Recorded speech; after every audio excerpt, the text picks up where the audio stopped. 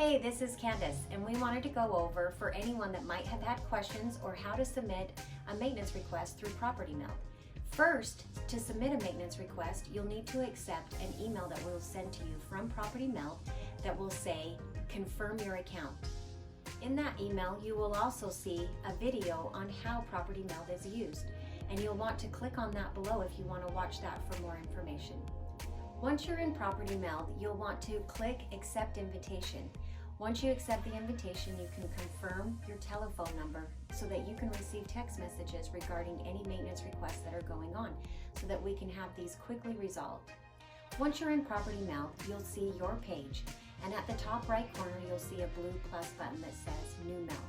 That's where you'll submit any maintenance request. You can insert documents as far as pictures and anything that's going on with the property. Obviously, the more information we receive, the better we can help serve you. So now that you're in Property Meld, once you leave, how do you get back in?